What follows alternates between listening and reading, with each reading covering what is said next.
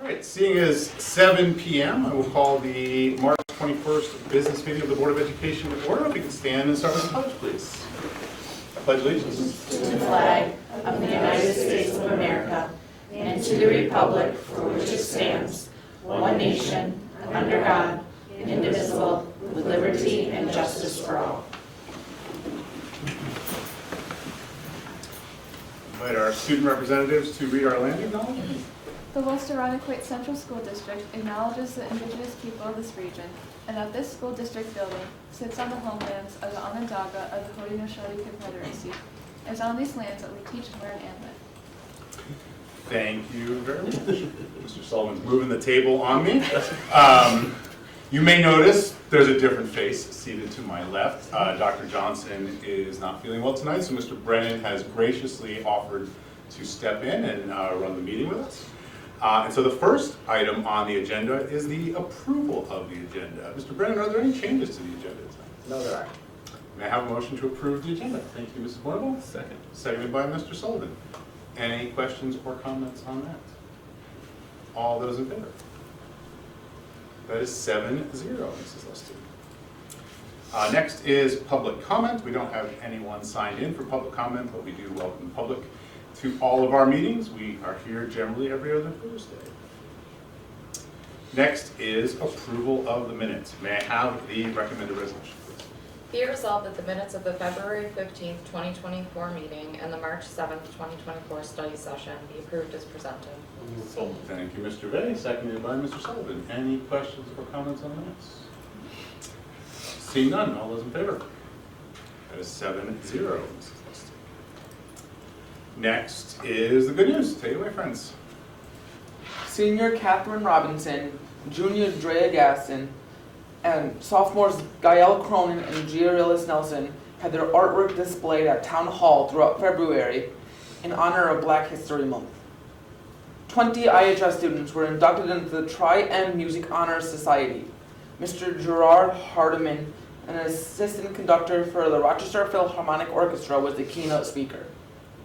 4 of our Odyssey of the Mind teams from IHS, Dake, Iroquois, and Rogers excelled at regionals and earned spots in the state championships in April. All 8 West Irondequoit regional teams finished in the top 10%. Congrats to each team. 31 IHS business students competed at DECA's State Career Conference, and 6 qualified for the international competition next month in Anaheim, California. Congratulations to 3-time qualifier Evelyn Dean, 2-time qualifier Jack Barrell, and first-timers Carrick Jones, Nicole Lamberson, Colton Vanette, and Brandon Yingwis.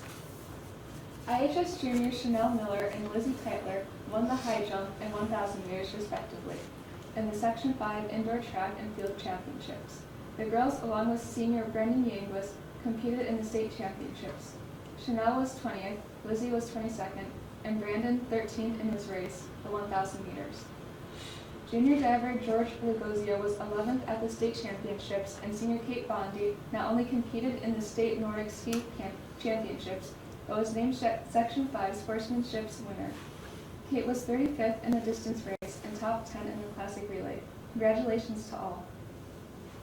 The IHS team stormed back from a 9-point deficit to beat Dake 45-43 in the 22nd annual Adam Milne charity basketball game. $3,750 were raised to benefit the Leukemia and Lymphoma Society and the Michael J. Fox Foundation for Parkinson's Research. Students in all 6 elementary schools participated in the American Heart Association's Kids Heart Challenge.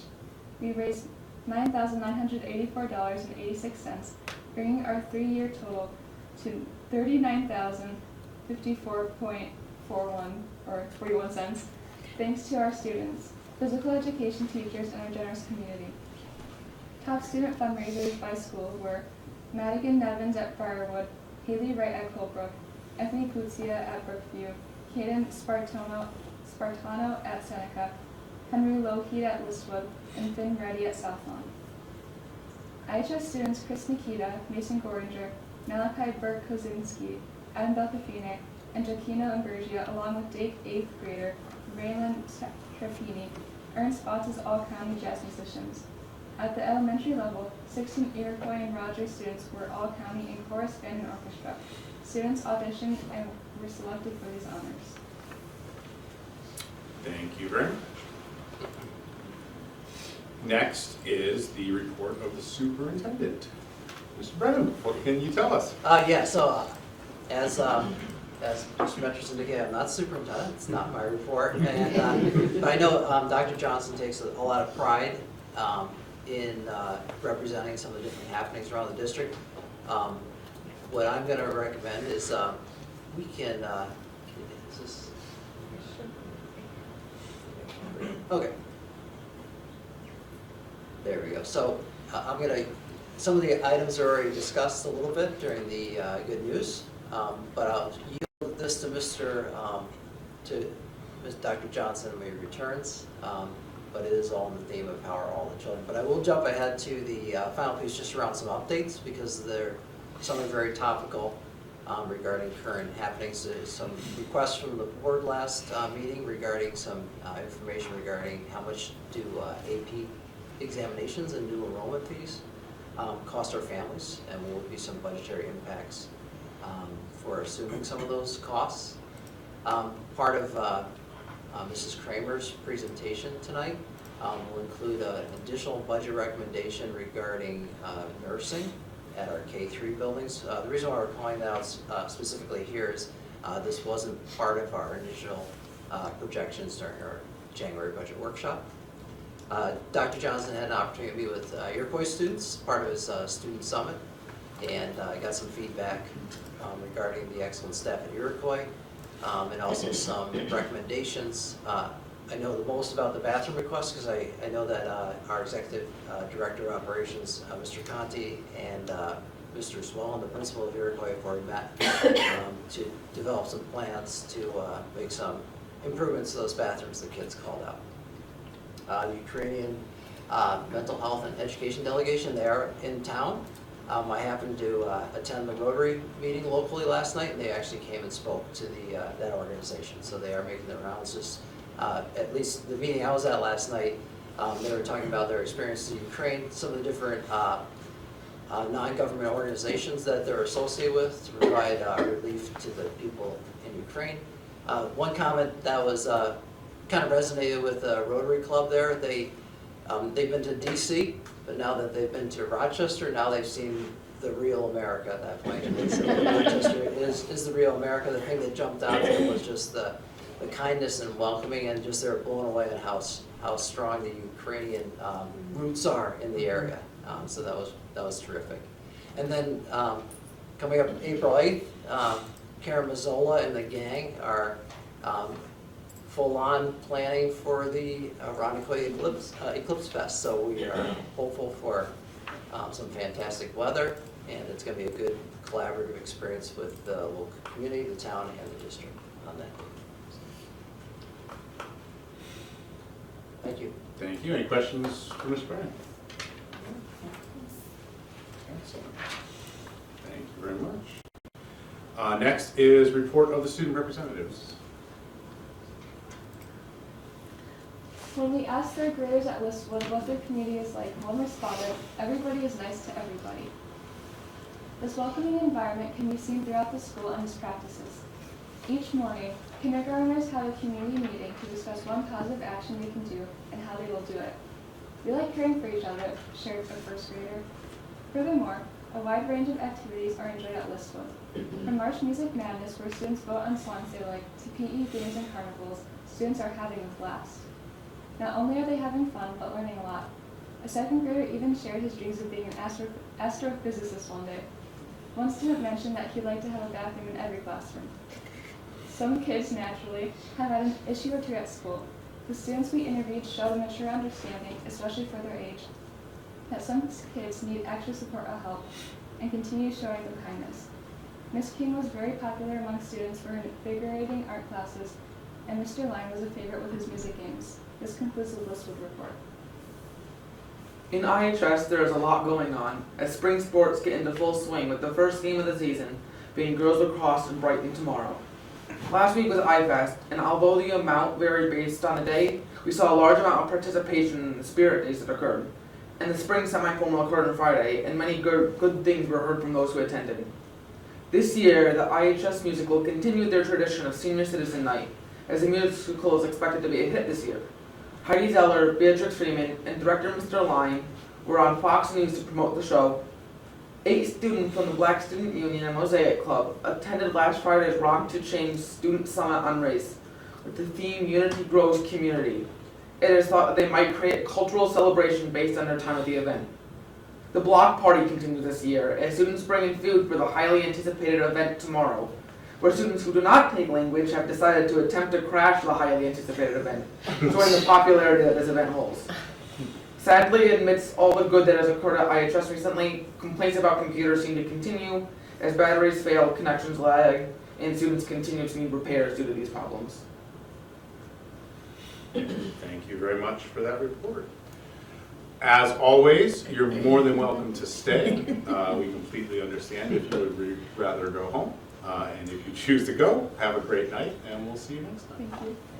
Thank you. Thank you. Next is report of the treasurer, approval of financial statements and treasurer's report. May I have the recommended resolution, please? Be it resolved that the February 29th, 2024 financial statements and treasurer's report be accepted as presented. May I have a motion? Thank you, Mr. Cohen, seconded by Mrs. Ford. Mr. Brennan, we'll cut out the middleman. All right, thank you.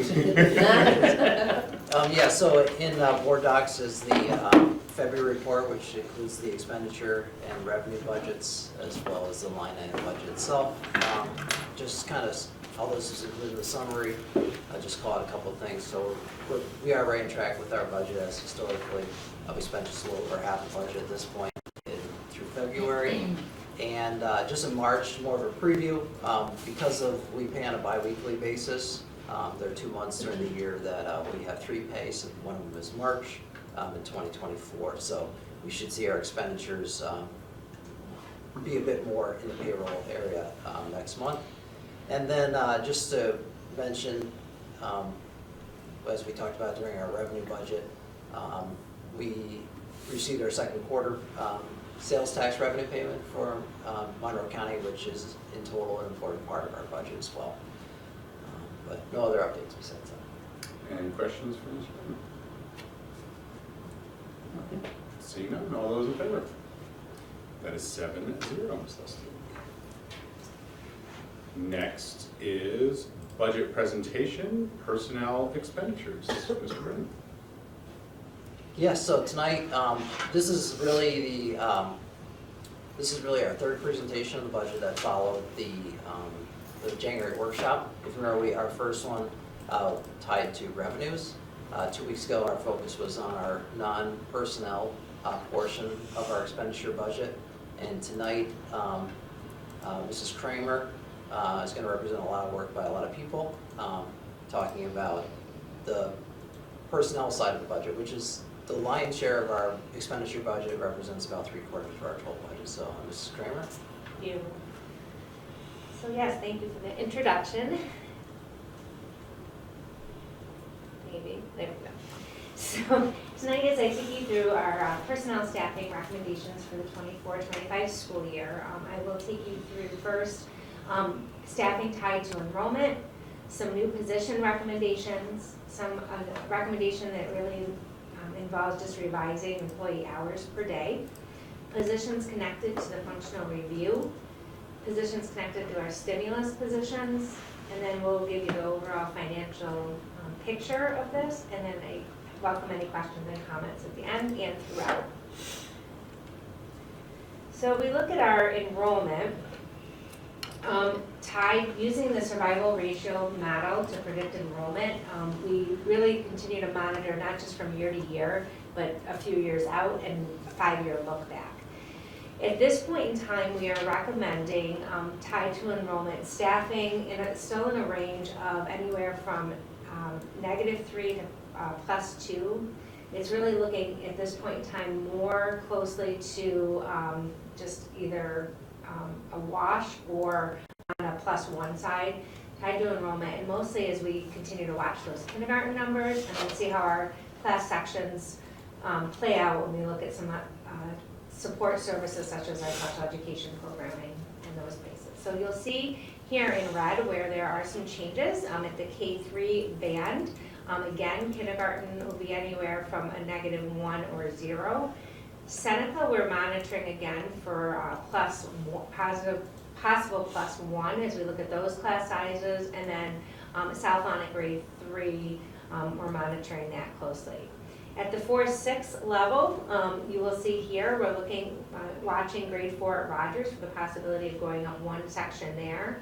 While grade 5 will be down a section and grade 6 will be up a section, it's really at the max within that 4-6 band of anywhere from a 0 to a +1. At grade 10, we are down about 1 FTE, and that would be equivalent of a 0.2 in each of the major content areas because of the departmentalized nature of the coursework.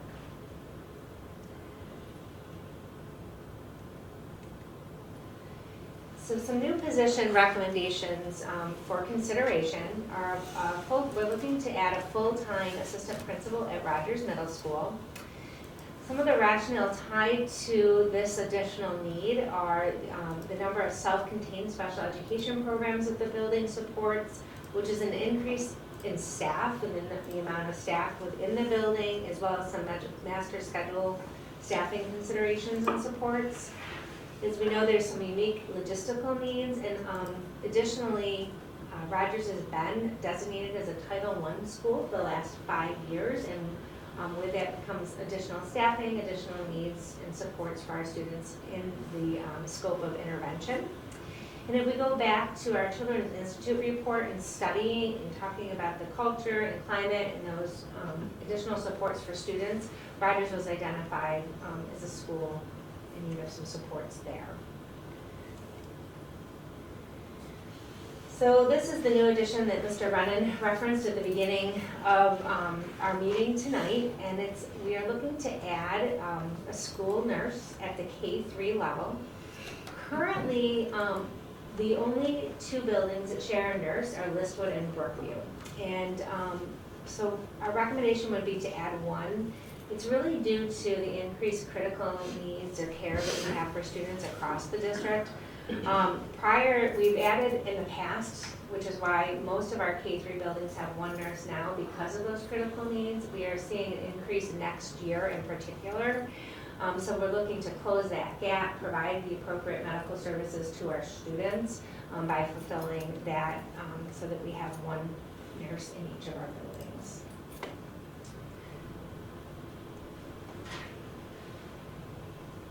So additionally, as we continue to support Pine Grove, the tutoring center, community education, and the expanded use of our Helmer Nature Center, we also have increased district cleaning needs because of the buildings and in other areas. So we're looking to increase our maintenance and operations team by adding a laborer to that employee group. We have a revision of some employee hours and pieces, and this is a little bit revised from our budget workshop. For our ELL teaching assistants, we are looking to increase at Seneca. The current teacher assistant at Seneca is 5.25 hours a day, but due to some unique or continued needs with our ELL population, we're looking to increase that to 5.75 hours a day, which still remains part-time. At Irondequoit, due to that alignment and the needs, we'd be looking to increase that TA that works with our ELL students from 6 hours a day to 5.75 hours a day. So you'll see there's just really a decrease in hours per day and then full-time to part-time at Irondequoit.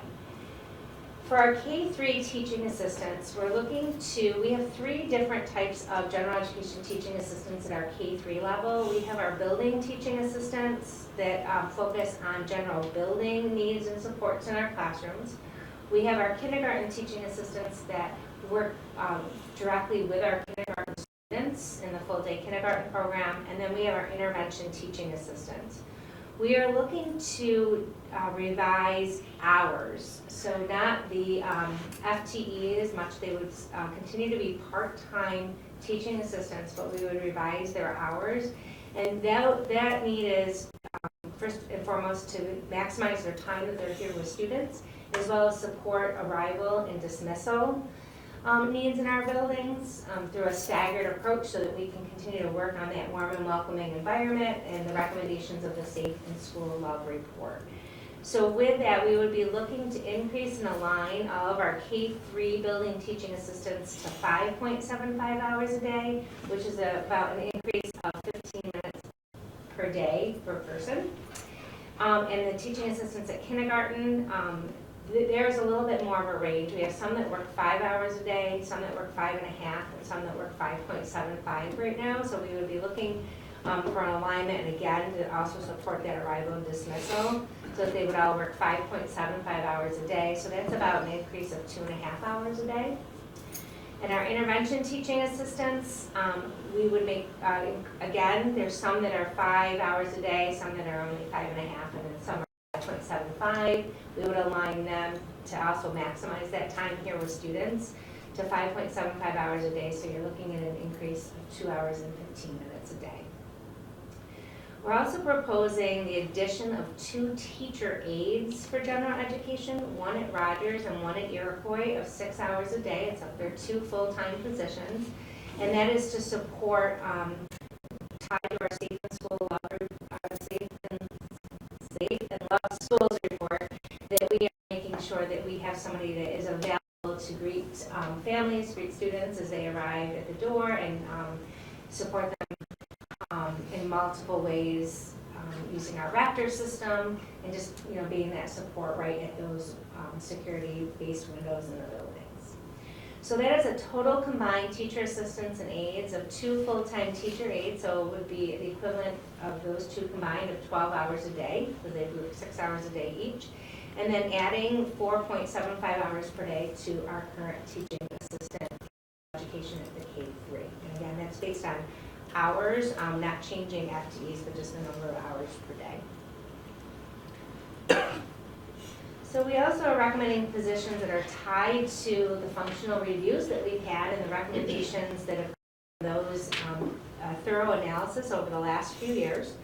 So through our student services analysis, as we continue to maximize that K-3 support, expand our continuum of supports, we are proposing a total of 3 special education teachers to support our ICT classrooms, self-contained classrooms, and again, expand that continuum across our buildings and district.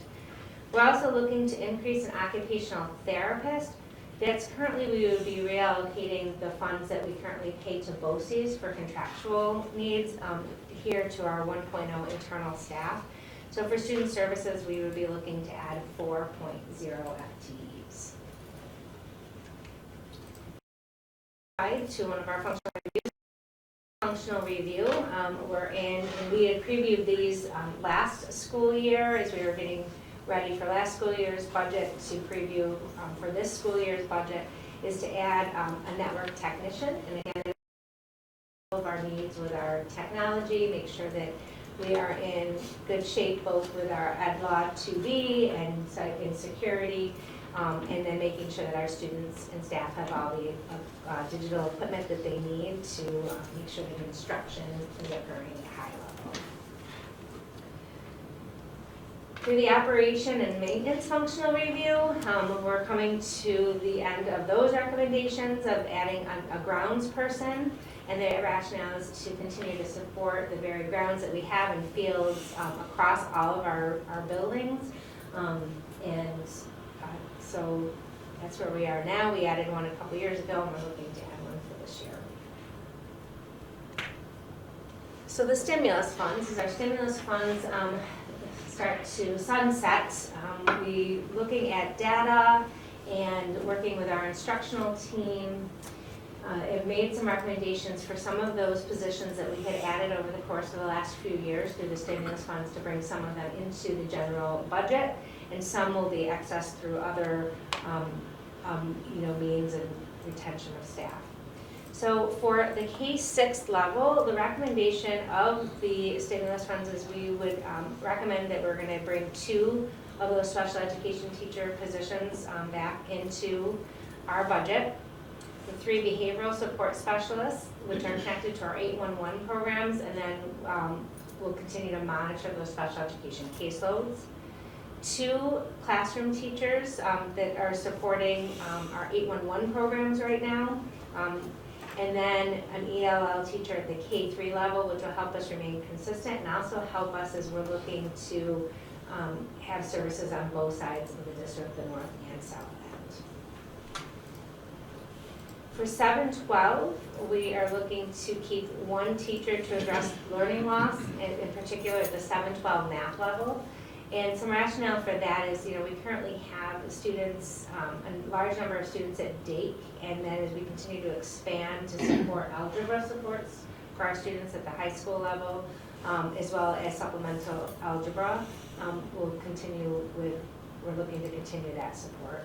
And the continuation of 1 social worker at IHS, really to target the increased social emotional needs, and then to really increase the intensity of the collaboration that we have with our families and community resources.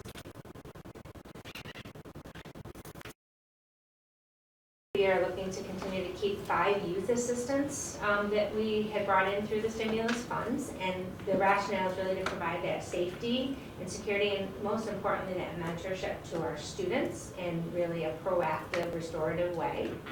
And the 1 tutor teacher at Pine Grove, continue to keep that, and that's along with our long-term tutoring needs that we have with our students. We're able to provide them support with a certified teacher, and it goes with the increase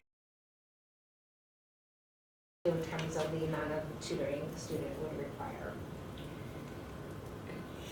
So, out of the 23 stimulus fund positions that we currently have, we are looking to move 16 of those, so this is a summary of that, into our regular budget.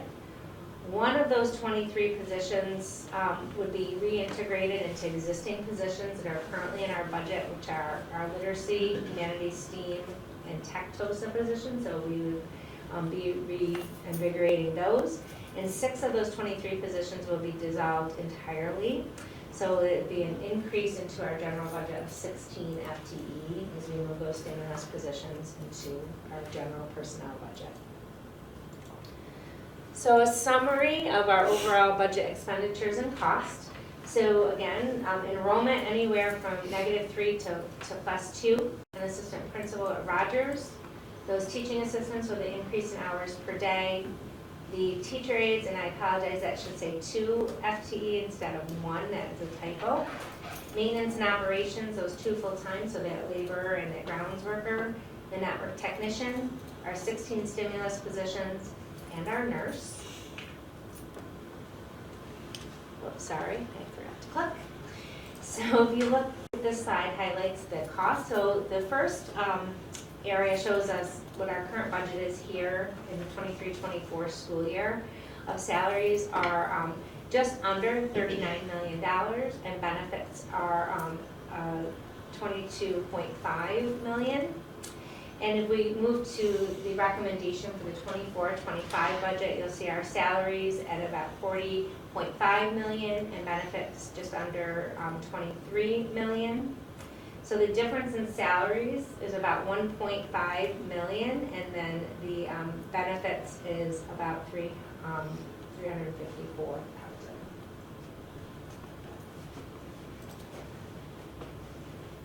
Any questions or comments? Go ahead. So you spoke on slide, okay, we'll go to slide 8. I think that was the first question.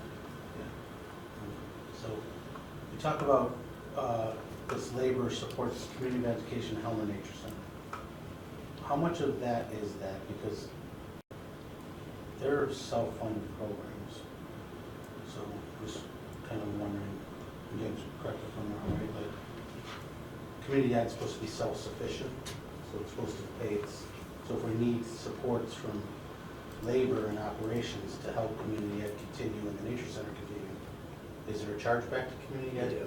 Okay. We charge them for facility use for their Eagles Care and other I just facility want use. people to make sure they understand that. Yeah. And then we talked about the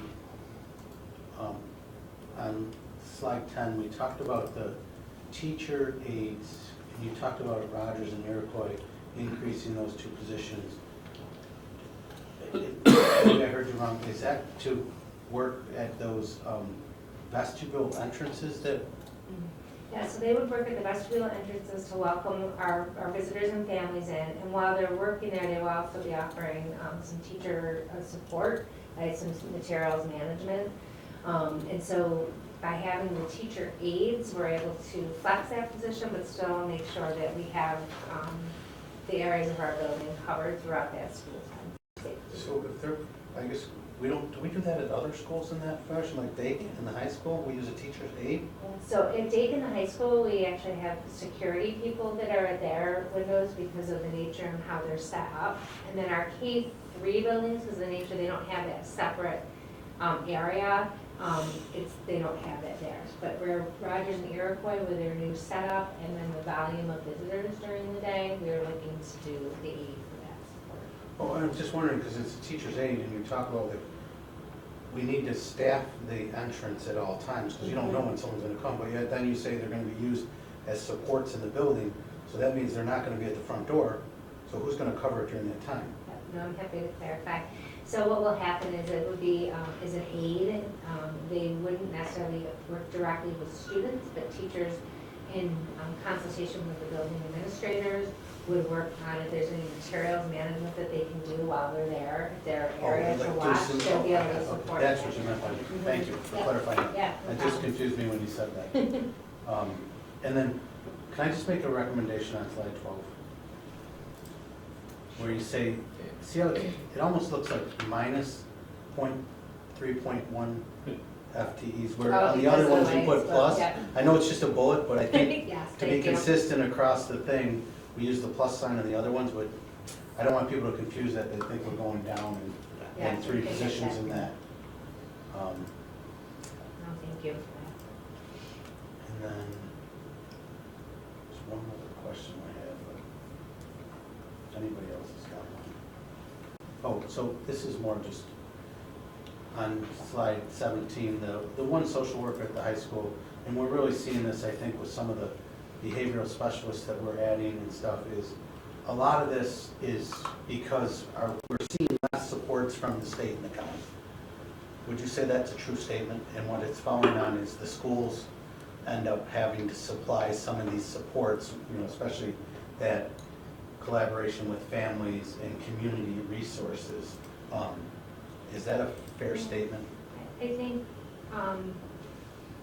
yes, in a way. I think it's our county and state supports are also maximized right now. And so within that, it's how do we support like our families and those collaboration between school and home, and how do we have that support that can also help them connect to those community resources, as we see an increased need with our students and their social emotional health. I think that's what it's tied to, Michelle, right? The increased need that Yes. we've seen since the pandemic. And then I had the one question on the high school.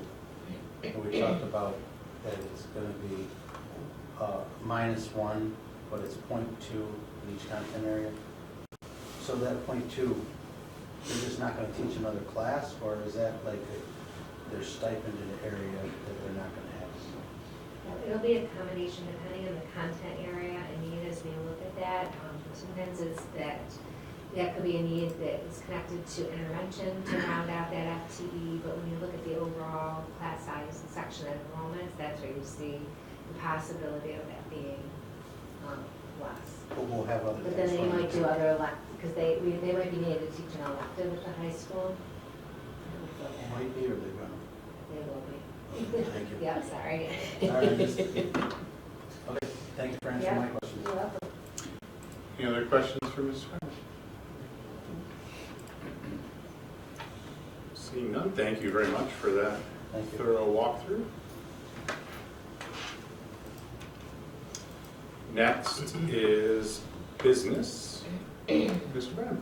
Yeah, just a really quick recap of our audit committee meeting that preceded tonight's board meeting. We had Pat Hartman, who's our internal claims auditor, meet with the audit committee to take us through her processes as she talks about what she does to make sure that all our payments are made accurately, that are going out of the district. And then also we had one of our 2 visits a year from Jim Buffum, who we engage with his auditing firm, the FPR Group. And his focus this year was on our benefits department to make recommendations and looking at our processes. And so he presented the draft report, and he's got some feedback from us, as well as our corrective action plan, which will be brought back on April 4th for board action. Any questions or comments from Ms. Brown? Thank you very much. Next is instruction, and I know Mrs. Miga is also not here tonight, but do you want to pinch hit on that one? I do not have a report for instruction. Fair enough. Make something. Yeah. We'll tell her about it We'll let her know tomorrow. Wow, you really missed the meeting. Yes. Next is personnel. May I have the recommended resolution, please? Be it resolved that the personnel agenda dated March 21st, 2024, as recommended by the superintendent of schools, be approved as presented. May I have a motion? Thank you, Mrs. Porter. May I have a second? Thank you, Mrs. Cornwall. Mr. Brennan? Mrs. Kramer? Thank you. So tonight for your approval, we have the resignation of a science teacher. Congratulations to 19 years of district service for a special education teacher retiring from the district, and the resignation of a food service helper. We have changed in employment status of a laborer to custodial assistant, and a long-term substitute at the elementary level to long-term substitute English. A cleaner to custodial assistant, and that's a temporary move to cover a leave. We have the leave of absence of a math teacher for childcare leave, special education teacher for FMLA, a math teacher for childcare leave, and a teaching assistant for FMLA. We have the appointments of a long-term sub 2 for a part-time art teacher, teacher assistant, school nurse, maintenance mechanic 3, a laborer, and an at-will per diem employee of a food service substitute. Recommendations for permanent civil service appointment for 2 of our security workers, 2 youth assistants, 3 office clerk 2s, and a data liaison specialist. And we're pleasured to recommend for tenure tonight an assistant principal, a mathematics teacher, a teaching assistant, a world language teacher, 4 elementary teachers, a teacher of the deaf and hearing impaired, a special education teacher, and an English teacher, and the approval of 4 volunteers for Odyssey of the Mind. Any questions or comments on that? Seeing none, all those in favor? That is 7-0, Ms. Lustig. Next is extracurricular stipends. May I have the recommended resolution, please? Be it resolved that the extracurricular stipends dated March 21st, 2024, as recommended by the superintendent of schools, be approved as presented. May I have a motion, please? Thank you, Ms. Portable. May I have a second? Thank you, Mrs. Porter. Mr. Brennan? Mrs. Kramer? Yes, thank you. So tonight for approval, we have 3 updated staff members for extracurriculars that are in red on your agenda. Thank you, Mrs. Kramer. Any questions or comments? Seeing none, all those in favor? That is 7-0, Mrs. Lustig. Next is the recommended waiving of a second reading for the spring coaching stipends. May I have the recommended resolution, please? Be it resolved that the second reading of the spring coaching stipends dated March 21st, 2024 be waived. Thank you, Mr. Brennan. Seconded by Mr. Connor. Mr. Brennan? Nothing to add to that. Okay. The only thing I'll add is we discussed this in agenda for a little bit, just that because we already approved this document in its entirety, which is why we're waiving it separately compared to the personnel agenda where we add things as we progress through the month. Any questions or comments or discussion on that? All those in favor? That is 7-0, Ms. Lustig. Next is spring coaching stipends. May I have the recommended resolution, please? Be it resolved that the spring coaching stipends dated March 21st, 2024, as recommended by the superintendent of schools, be approved as presented. Thank you, Mr. Connor. May I have a second?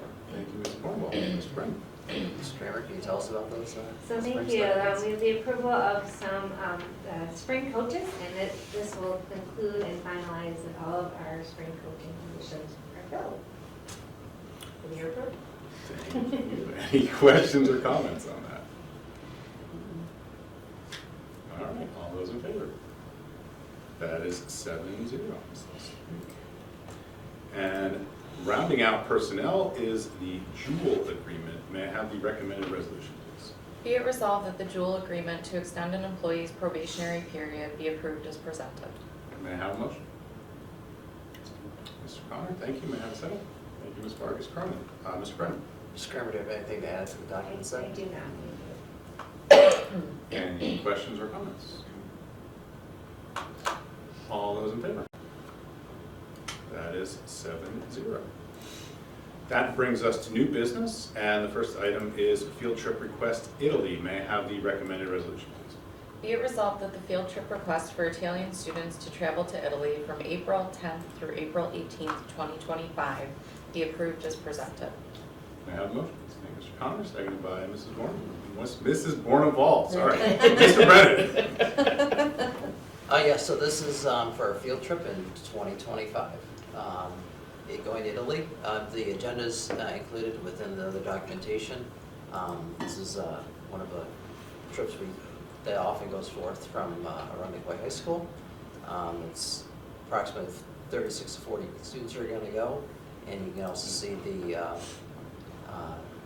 chaperones, including an administrator, going along for safety purposes. And that is the cost being paid for by families for the kids to participate on this during the April break in 2025. Any questions or comments? John? Just on the thing, it talks about fundraising will have to be approved. Will that come back to the board, or is that just approved through the, as long as it's a legitimate fundraising? They have their fundraising procedures that Yeah, are through so the high as long school. as it follows that, Yeah. it doesn't need to come back, right? Correct. And then just, it sounds estimated cost from the district. So they are going to enter teaching days. Isn't there a cost to the district that we'd have to pay for subs for them when they're out in the building? I know it's not part of the trip, but we would have to backfill those people that are gone. True. True. So I don't know if that should be included going, it's something I just noticed today that, or just now, that is that really, it is a cost to the district by us approving this trip. Yeah, I think usually like the intent of 10 is just the direct cost. That'd be more of like an Okay. indirect cost to the district. Thank you. And the bulk of it, is that break week or no? Yeah, it is. It's just a. Yeah. Just one day Just- early, Yeah, yeah. one day early. Yes. Okay. Any other questions or comments? Amazing experience. Does the trip need a board liaison? Right. Sign me up. We'll have to fight over that one, not gonna consider. All right, all those in favor? That is 7-0, Mrs. Lustig. Next is another field trip request. DECA, may I have the recommended resolution, please? Be it resolved that the field trip request for students to travel to the DECA International Career Development Conference in Anaheim, California from April 27th through May 1st, 2024 be approved as presented. So moved. Thank you, Mr. Baker, seconded by Mrs. Cornwall. Mr. Frank? Yeah, this was previewed a little bit during our student report tonight. So this is the great work of our business program, specifically through our DECA Club. We have 6 students that are moving on to nationals. And so this is for them to participate into that competition. You can see the breakdown where the district is providing some monies really tied to the travel, the lodging, as well as the registrations for the students participating in the competitions there. So that's heading out to Anaheim, California. So we wish them well. Questions or comments? I just want to commend the board. I know we've worked with the superintendent's office and James' office to include these funds in the budget, and we're not putting families in a pinch where kids are competing. We want them to do their best, and if they do advance, we're really looking at this as like not a sport, but just like how we do. If our kids win sectionals, we pay for them to go to states. This is kind of their state. So as fellow board members, I appreciate seeing this. I know it makes it a lot easier because plane tickets need to be made right away, and they basically need to tell them the next day, are they going? And we're, I think, taking a lot of stresses off families. we encourage those kids to be in those programs, and we wish them the luck in California. So, thank you, fellow board Yeah. members. Yeah, very well. I know the DACA department is very thankful. Very well said, Mr. Vey. Any other questions or comments? All those in favor? That is 7-0, Mrs. Lustig, and we wish them the best of luck. Bring home that trophy. Mhm. Next is 2024-2025 facility use fees. May I have the recommended resolution? Be it resolved that the 2024-2025 facility use fees be approved as presented. So moved. Thank you, Mr. Sullivan. May I have a second by Ms. Vargas Cronin? Mr. Brennan? Yes, thank you, Mr. Ventures. So this year's recommendation for the 24-25 is to leave our facility use fees as is. We raised them last year, and a methodology that was developed kind of within the management plan, our strategic management was to develop a predictable model in order to determine when those fees need to be increased, so that district expenditures are being represented, but at the same time it's predictable for our community users. So what we do is we look at it on an annual basis to see if the cost as tied to our operations and maintenance and security budgets, which is where building use really comes into play, if that's increasing by more than 5%, we'll increase it. However, when we increase it 1 year, we do have a 1-year waiting period before we take that look back. So since we increased it in 23-24, we'll be maintaining at that price level for 24-25. That's the recommendation at least, and then we'll do that calculation next year for the 25-26 school year. Questions or comments? Seeing none, all those in favor? That is 7-0. Next is nomination of candidate to Monroe 1 BOCES Board of Education. May I have the recommended resolution? Be it resolved that Margaret Burns, residing in the West Irondequoit Central School District, is hereby nominated as a candidate for membership on the Monroe 1 BOCES Board of Education for a term of office to begin on July 1st, 2024 and end on June 30th, 2027. May I have a motion, please? Thank you, Mrs. Moore, seconded by Mr. Connor. I'll take this one. We formed a committee, as we discussed at our last board meeting. All the board members participated in the paper screening of potential candidates. Thank you for doing that on a short turnaround. We had a committee last Thursday of myself, Mr. Sullivan, Ms. Borer, and Dr. Johnson, and we met with 3 candidates for interviews. And the committee unanimously agreed that Mrs. Burns would be the recommendation back to the board. She is highly qualified and highly involved in our community. Any questions, comments, discussions on that? I would just like to say thank you for getting a process around this. I think we talked about this a couple times, and it was a good opportunity for us to sit down, and I think we were surprised by the number of candidates that submitted interest to fit that position, and there was some great candidates came through, but very excited to see Mrs. Burns assume the role again and represent our district. Yeah, and we used a lot of our debrief time after the interviews to talk about what does the BOCES representative role look like going forward and how that person interacts with our board. And we do know that their meetings are generally on the same night, but what is that conduit of information and what does that look like going forward? That's actually going to be my question. Yes, exactly. So, we sort of, when Mr. Dixon passed, we kind of just filled the seat and just said, have at it, and we really didn't add a lot to it. So I know Aaron has started those conversations with Margaret this week via email, and the plan is to, in the next couple of months, to get on the same page as far as what the expectations are, what kind of reporting the board is looking for, what information she's looking for from us, because it is a two-way information stream, and updates forthcoming. Any other discussion on that? Thank you for the people that took the time to interview. Absolutely. All right, all those in favor? That is 7-0. Oh, and Mr. Sullivan's computer is rebooting. Next is CEQA Resolution Seneca. May I have the recommended action, please? seconds. The full resolution can be found in board docs. You sure? Yes. May I have a motion? Thank you, Mrs. Bornwell, seconded by Mr. Connor. Mr. Brennan? Ms. Lustig is saving herself for Yeah. really long. Yeah, so we have, this and the next one, anytime that a district engages in capital project renovations, they're required to take a look at it for any potential environmental impacts. And so we engage with our architects as well as our attorneys to determine if a further environmental study is required or not. In this case, for type 2, it is not. Because in both cases, both for Seneca and the next one, Brookview, ordinary renovation and maintenance, and therefore it's no real impact on the building or its surroundings.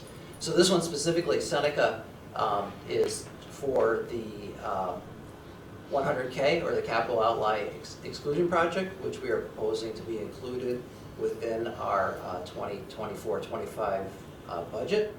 But even though it's included within the budget, we're still required to go through the process of doing this evaluation. Again, recommendation from our architects as well as legal is that no further action is required, and that's what this resolution is stating. Any questions or comments? Seeing none, all those in favor? That is 7-0, Mrs. Lustig. Next is CEQA Resolution Brookview. May I have the recommended action? The full resolution is in board docs. May I have a motion, Mr. Connor? May I have a second? Mrs. Bornwell. Anything to add on this one, Mr. Brennan? Similar, outcome. It's a different project. Remember, this is going to be a recommendation for a separate ballot resolution, which will be coming up in the agenda in just a moment. This will be tied to some capital improvements at Brookview Elementary School, and so this would require a separate affirmative vote by our community in order to go forth with this in May. But this would be one of the resolutions besides the budget. Our board candidates, this would be another action that our voters would take in May. Questions or comments on that? So this is just the secret resolution. All those in favor? That is 7-0, Mrs. Lustig. Next is the ballot proposition resolution. May I have the recommended action, please? The full resolution can be found in board docs. May I have a motion? Mr. Connor, thank you. Seconded by Mr. Sullivan. Mr. Brennan? Yes, so this is the actual resolution of the project that's being proposed for Brookview Elementary School.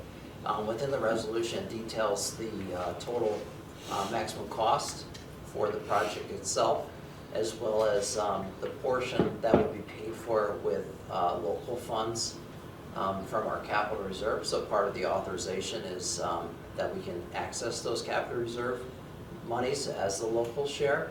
And then the remainder of the maximum cost, the $1.315 million, will really be offset by building aid. So based on the analysis of our financial Donegan's office, this would be considered a project that has no local tax levy impact, similar to other projects we've done recently. And so this, as I mentioned when talking about the secret resolution, this is a separate, this would be a separate proposition from the budget itself, authorizing this work and this use of funds towards that purpose. Glad to answer any questions. Questions or comments from Mr. Brennan? John? So thanks. So I think it's important that people watching at home and as a board, we pass out the messages. This is a little bit different than capital projects we've done in the past. We're kind of going into a different cycle. If, for some people that remember, we did the $50 million renovation where we built all these K-3 schools back from the old site. The community that we would continue to make sure that we never got into that situation again where maintenance was deferred for years and years. And those buildings really needed to be replaced, as you know. We have great new facilities, but we're making the boards with James's direction of the Facilities Use Committee and our architects and our project managers and stuff like that. We're really starting to look at these in a systematically way of doing what we'll call smaller capital projects more frequently than, like we used to do capital projects like 3 to 5 years, right, James? Correct. This is, I think, just so the community recognizes, we're gonna probably see more of these from this trend we're going down. It's a change that we as a board needs to educate the community. It's really would be the same if we just waited 3 years for all of these. What we find is, I think through some of the analysis, James, I remember you saying that some of these smaller little niche projects, I'll call them, like this roof at Brookview that we're doing, that one's getting towards the end, that was the first school we built, is we can find these contractors that will slip in and do these little projects as fillers between projects when we bid them. So we can get a good price because they'll keep their crews working. So it's just a change that we've made over the years of, we used to kind of say, okay, we're gonna do a $5 or $6 million project. You're gonna see like a $1 million or $2 million project for 3 years instead of every 3 years of $6 million. I think it's important that we, as board members, because we've kind of made this decision to go this direction, right, James? That's correct. It's different. I don't want people to say, oh my God, we're voting on a capital project every year. It's systematically, we decided to break them apart. That's what we change. It's well clarified. Any other questions or comments on that? Seeing none, all those in favor? That is 7-0, Mrs. Stevens. And then next is approval of the legal notice for annual budget vote and election. May I have the recommended resolution, please? The full resolution can be found in board docs. Noticing a trend. Thank you, Mr. Connor. May I have a second by Mrs. Bornevall. Mr. Brennan. Yeah, I mean, this is our required legal notice that makes sure, is one of the many ways, but this is this is the legal requirement that our community knows about the vote that's going to be coming up on May 21st. So the first section really describes the when and the where.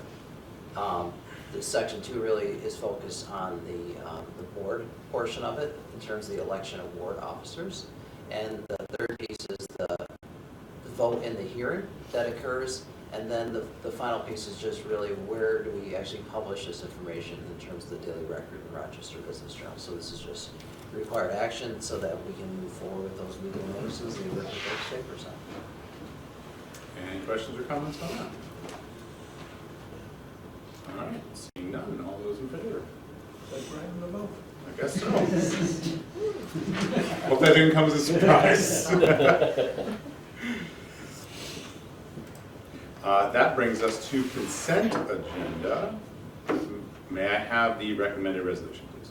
Be it resolved that the Board of Education of the West Irondequoit Central School District approves the consent agenda, which includes K2 through K7.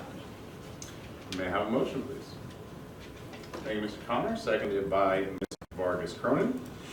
Tonight's consent agenda includes recommendations of the Committee on Special Education, policy approval committee review, policy approval general revisions, 2024-25 Board of Education meeting schedule, surplus music equipment, and surplus office furniture. I'll just highlight, because Aaron brought it up to us, an agenda that we've broken out the policy approvals into 2 separate sections just to make them easier to track. The policy committee, led by Mrs. Kramer, is doing amazing work, and we're getting a lot of policies coming at us to review. So we wanted to just separate those out from the ones that come down from Erie 1 that are just like, you need to update this because state law changed. So that just will make it easier for us to keep track of what's what. So reviews is I'll call it the internal one, and revisions are coming from our policy.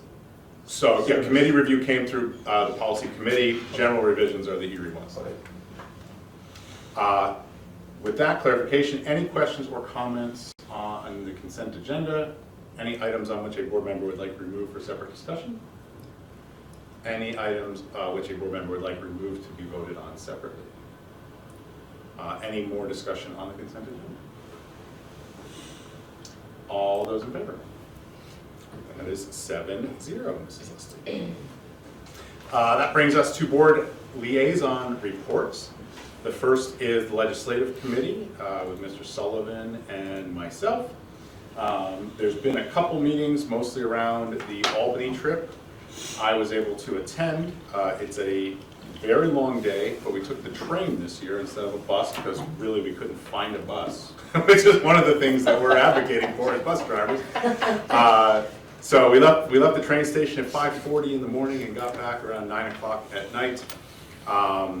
Great delegation from Monroe County School Boards. I chaired a meeting with Senator Adabo from Queens, or at least his office, and he is the chair of the Racing, Gaming, and Wagering Committee. We thought we were meeting with the senator, but we actually met with his legislative director.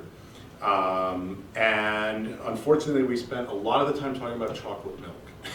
And she's very pro chocolate milk, though. It wasn't the most amazing meeting. The only thing that came out of it that was helpful was we met with the person in their office who is in charge of the online sports betting money, because 80 or 90% of that is earmarked for education. And we had, and maybe you can, James, if you have any insight on this, we had a number of superintendents in the room, and no one there was able to identify where that money is in our foundation aid streams from the state. Yeah, it's interesting. So when we look at our state aid output, you know, things we get from the governor's office like foundation aid, excess cost aid, it's not there. It's more in terms of the payments they make to us. So we'll see it there. We'll see lottery. We'll see VLT, video, you know, lottery tax. So they'll call it out there. We could quantify it, but there's no direct tie back to like where it gets into the aid runs. I'm not convinced it necessarily does. It's more in terms of the general pot, and then they call out how it's being directed. So, can I ask, so you think it's in our state aid number? It's Or not they in our- just haven't called us, or is it more like lottery aid? Because we don't know what that is.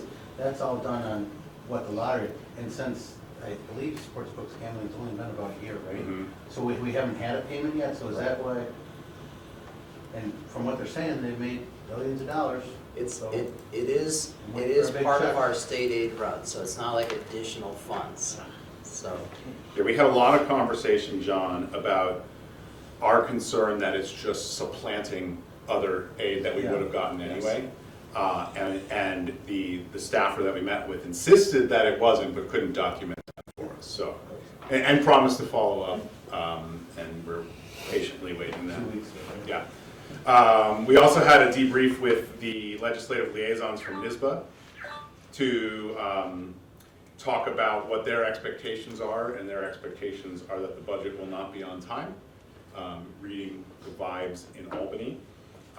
They had made some predictions about the one houses, which are now out, so we can skip that. Both the Assembly and Senate one houses are out.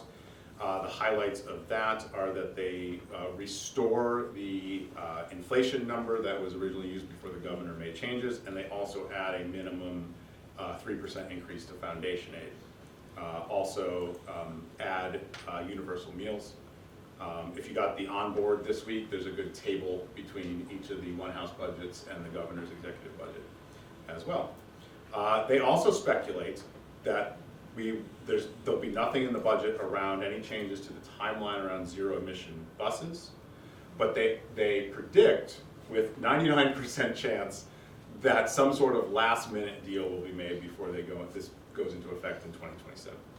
So it'll be a hurry up and wait on that.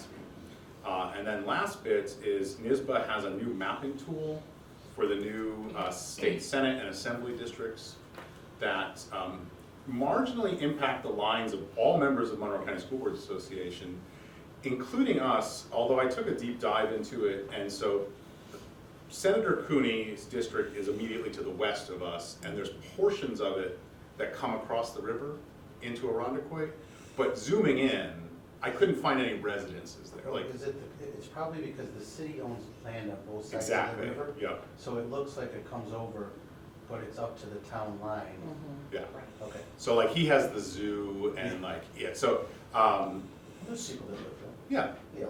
Yeah, live yeah. Not voters though. there. You never know. So yeah, so what we're finding through the legislative committee is that a lot of districts and legislators don't know who represents who at this point. and they're finding out. But the legislative liaison there, Sarah, is doing an amazing job of getting that information out to districts. She reached out to Aaron and I earlier this week with that information that Senator Cooney may represent parts of West Irondequoit, but we'll figure that out. And that is legislative. Can I just ask Yeah. a question? So you talked about the both one-house budgets, they restored the true inflation factor, we'll call it, and it also said, did you say there was some increase there, Matt? A minimum 3% increase. So, James, and I'm off, I know your numbers guy, what would that difference look for our state aid? Yeah, I mean, the inflationary number is $450,000 right there. That's our increase, is the inflationary number.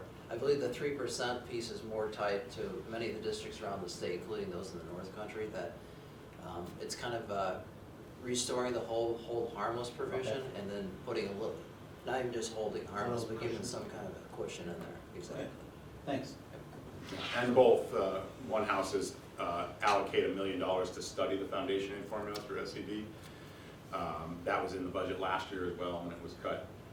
The NISBA take on that was that nobody really wants to open that can because there's gonna be winners and losers no matter how it's reallocated, and nobody politically wants to pick that up. And I think an important thing is why it doesn't affect our district, because we lease buses, right, and we have a transportation contract.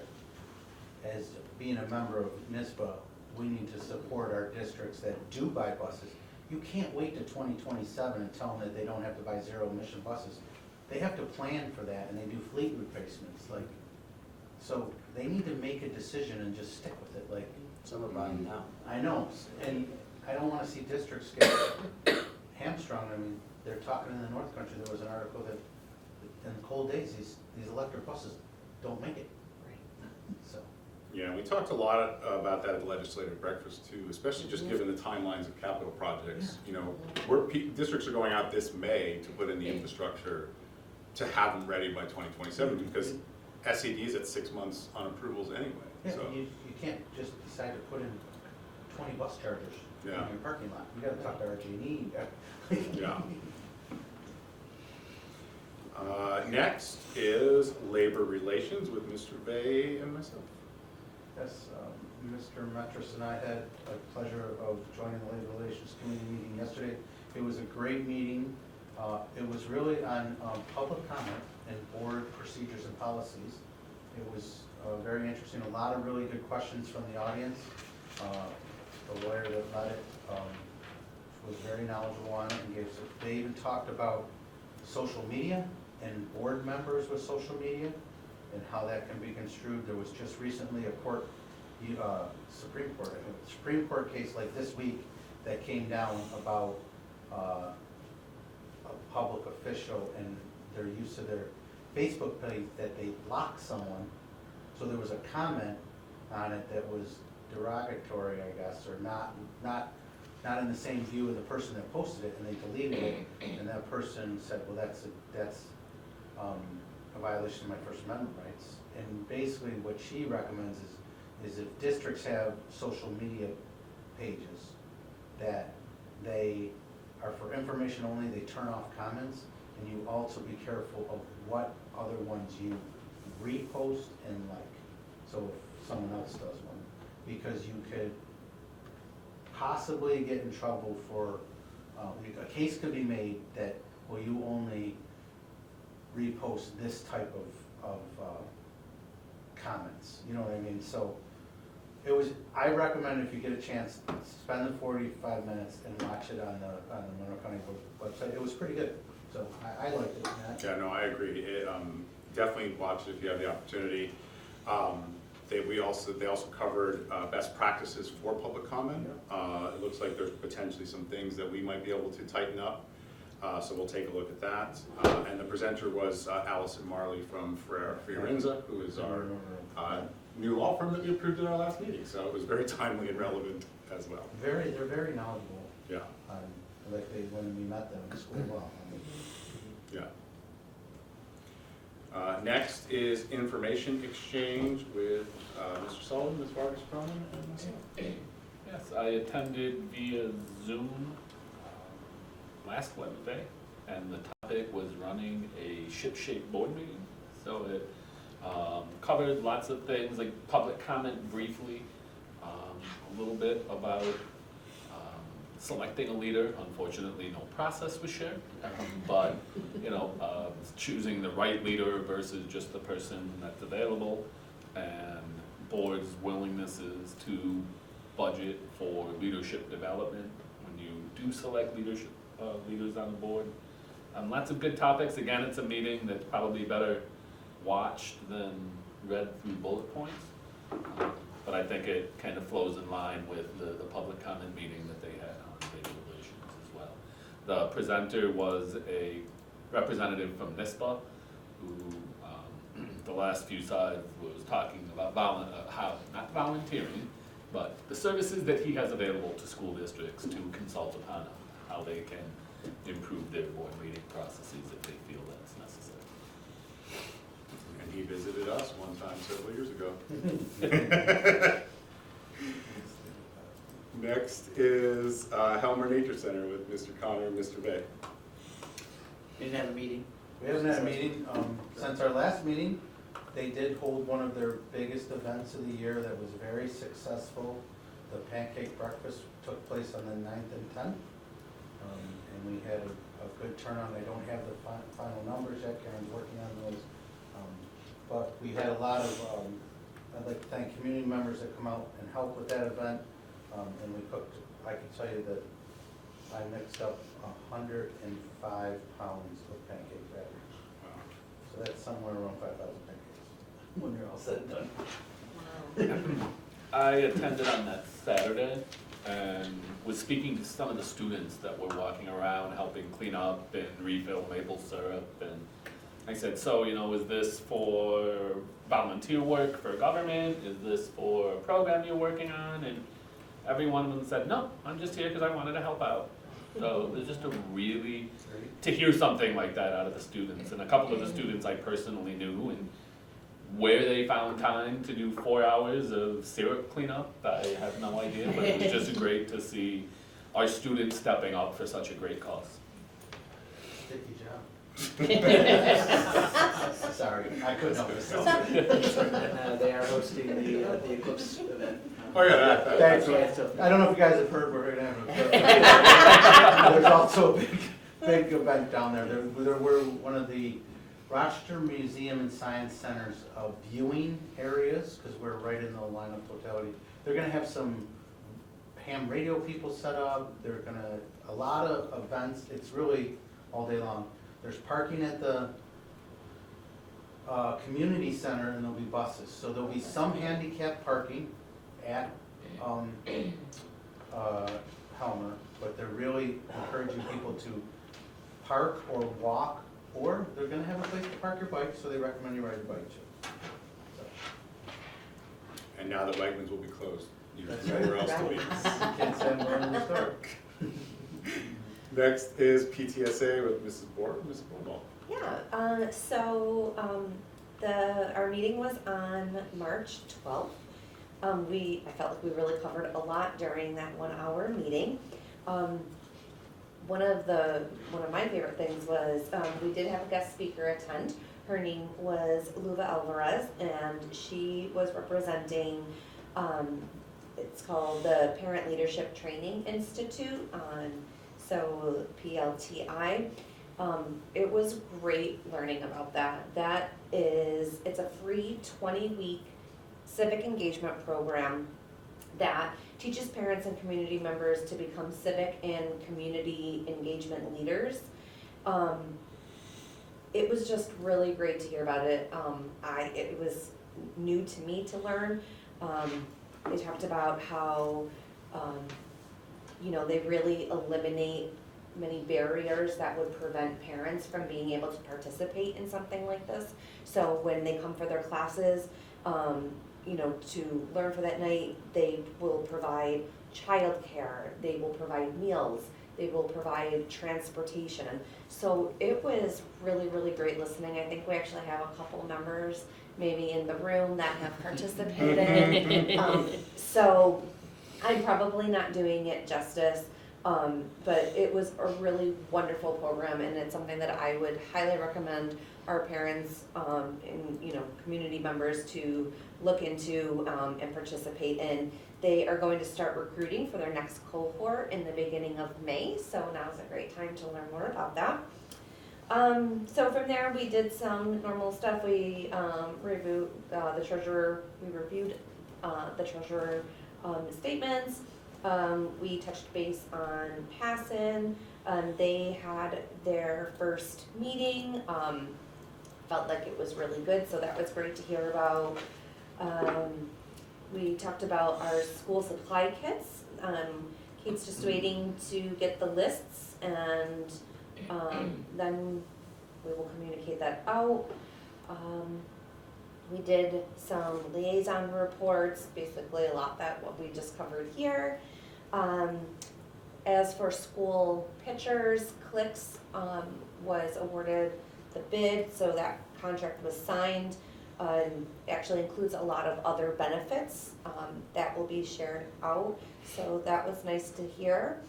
And then lastly, we reviewed the mission statement. We reviewed the draft. Some comments and suggestions were given, so that will be compiled, and then we'll finalize that at the May meeting. And then our next meeting that we have is April 9th, which is the budget conversation with Dr. Johnson. Thank you very much. Spoiler alert, I'm also a PLTI graduate. You are. It's a great program. It was amazing hearing about it. 2020. I love that. Cohort 7, the best cohort. Oh, Fight words with some of our audience members. There's a lot of cohort-related pride within that association. Next is West Irondequoit Foundation with Mr. Connor and Mr. Sullivan. Yeah, we continue to review and edit the operations manual. They voted in a new member. We reviewed the applications for the Generations of Excellence scholarships, and there should be some information coming out about that soon. We did some reviewing of the grant workflow process, and if you get a chance, you go to the Foundation's website, you can see the most recent video about the Globes grant. That just came out just this week. Excellent. Next is the Teacher Learning Center with Mrs. Bohr and Mr. Sullivan. Okay. It was on February 29th. There was a meeting today that was canceled.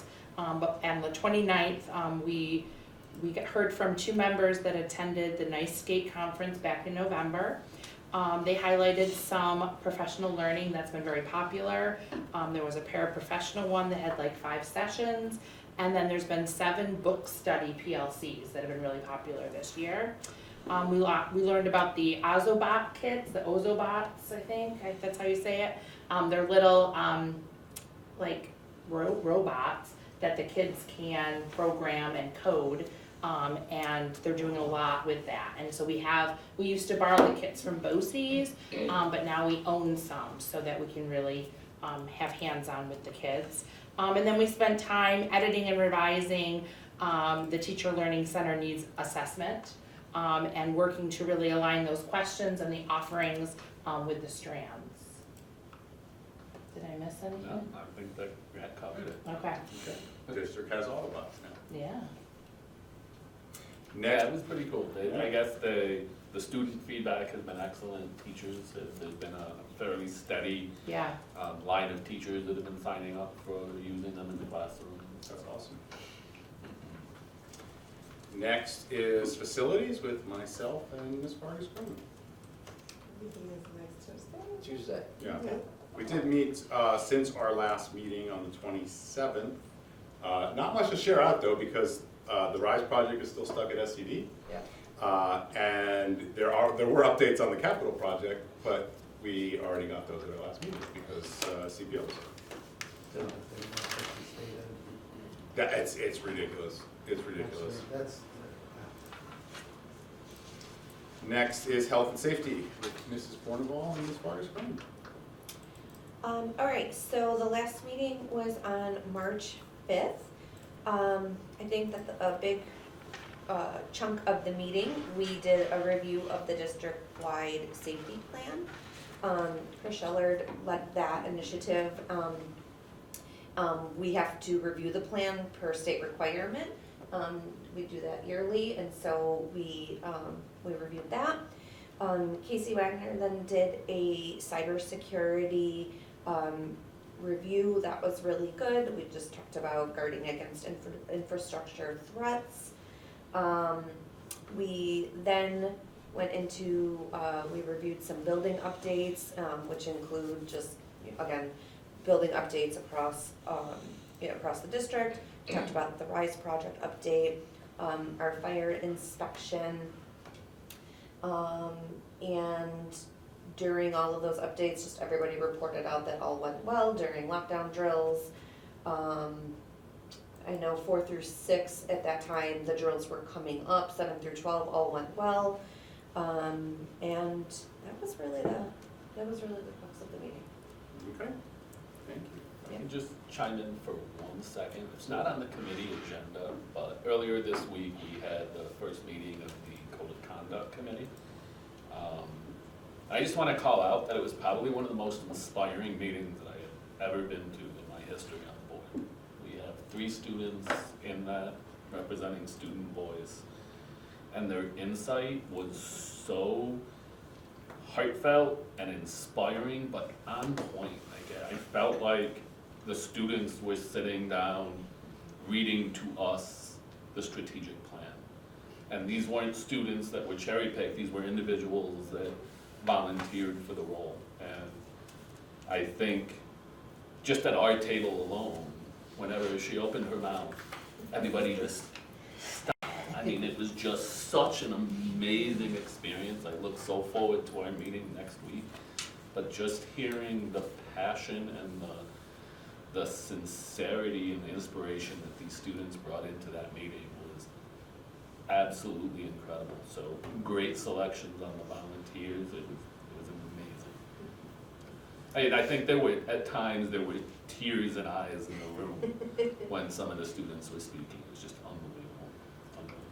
Fantastic. That's awesome to hear. Thank you. Mhm. Fantastic. Next is IHS with Mr. Bay. Did they leave anything? No, of course they never do. There's great things, we can talk to Principal Zip, and there's great things going on as we hear from our student representatives. A lot of the spring activities, sports are starting up, they had the spring formal and just all those events that are happening, and with anticipation of warmer weather, Yeah. is I think how she said. As I looked out the window and it was snowing. Yes. There is that. Yeah. So we wish them well, and they are in good hands over there. Thank you. Next is Dake with music board. I was able to do a walkthrough yesterday and met with Mr. Bajardi. One of the first questions I asked him, because I haven't been able to do that yet, was just some successes that he felt in the school. And the one thing he said was that there was a really increase in club offerings and a real increase in interest, and we saw that, we went to visit for our study session there.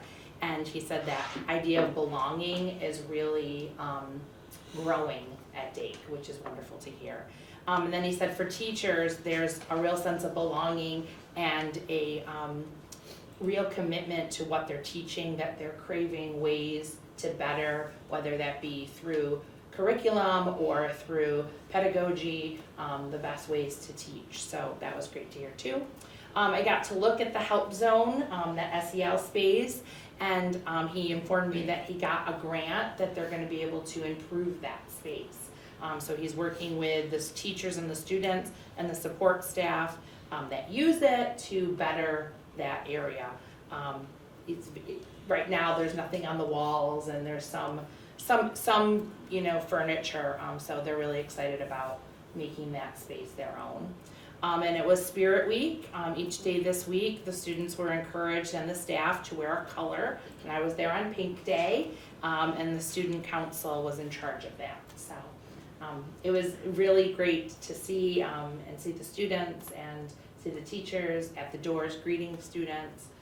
So it was a really nice visit. Awesome, thank you. Next is Rogers, Mr. Sullivan. But Mr. DiMartino did send me an update. The fourth graders dove into the excitement of March Madness with their very own book bracket, inviting guest readers to share audio recordings of their favorite books with the classes. Throughout the month, students will cast votes to determine the ultimate champion. Meanwhile, Rogers is gearing up to launch their own morning show. Set to feature a dynamic blend of students from various grade levels with student-led scripts and announcements. The show promises to be a vibrant showcase of the school's community's talent and creativity. And a dedicated staff committee has come together with a craft engaging lessons in sharing enlightening facts for Disability Awareness Month. These insights will be woven into daily announcements, fostering greater understanding and inclusivity throughout March. And I am very excited that on April 12th, I'm going to be doing my walk through or hobble through for that matter. And, but coupling that with helping our life learning skills students with their coffee cart activity in the morning. A big win that was brought over from Dake that we saw during the Dake study session. So I'm very excited to work with Mr. DiMartino, the team, and the two TAs that have launched the program. That's awesome. Thank you. Next is Iroquois with Ms. Orwell. Yeah, so my update includes, a couple weeks ago, Iroquois wrapped up their math and ELA intervention reviews, which enabled them to celebrate successes and the progress that the students are making. Also to adjust instruction to ensure that they're meeting the needs of all students. Together with the PTSA, they had hosted a couple of social events. They had 5th grade game night and 6th grade dance. The 4th graders, they enjoyed Chief, I don't know if he's chief, but meteorologist James Gilbert from Channel 8. And that was part of their science study, so that was really neat and cool for them. And then with our colleagues from Rogers and the PTSA reps, they are in the beginning stages of planning their end of year culminating events at different grade levels, which would include outdoor ed. Excellent, thank you. Yeah. Next is Briarwood Colebrook. Ms. Vargas. Yes, Dr. Farrell reports that last week at Colebrook, they welcomed mystery readers to each classroom. They had district office administrators, service providers, and even Colebrook secretary were reading to students. And at Briarwood, they had their continued focus on literacy, where they also have a Read Across Briarwood initiative starting next week.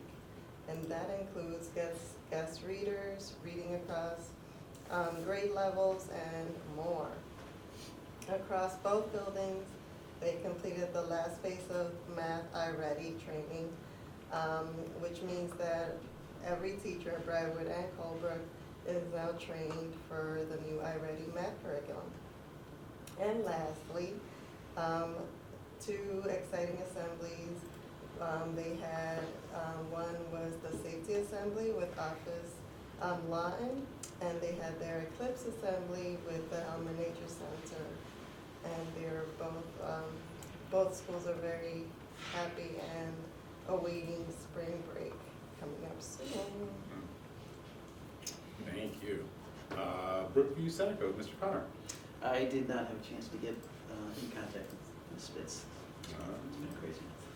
I feel that. I feel that. I heard from Ms. Pavone this morning. So, yeah, for Listwood South Lawn. South Lawn had their open house on Tuesday. It was great to see so many families come with their students. Listwood's play, The Lost Little Astronaut, went well. The students did a great job and was wonderful to have the families in. Listwood has their PTSA breakfast tomorrow. And also items from the SES grant have started to come in. Everyone is excited to have them. And that brings us to future meetings. Will we have future meetings, Mrs. Celestine? Yes, we will. We have a study session on April 11th at 7 p.m. here at District Office. We have the BOCES budget adoption and election on April 18th at 7 o'clock here at District Office. And the 10-year celebration and business meeting April 25th at 6 p.m. at Dake. Thank you very much. We expect that, Yeah. the BOCES, that's gonna be a quick meeting. Yes. Oh, Yes. That's what I thought. Next is executive session. Is there a reason to go into executive session tonight? No, there's not. Well, that brings us to adjournment then. May I have a motion to adjourn? Mr. Connor, seconded by Mrs. Bornabal. All those in favor?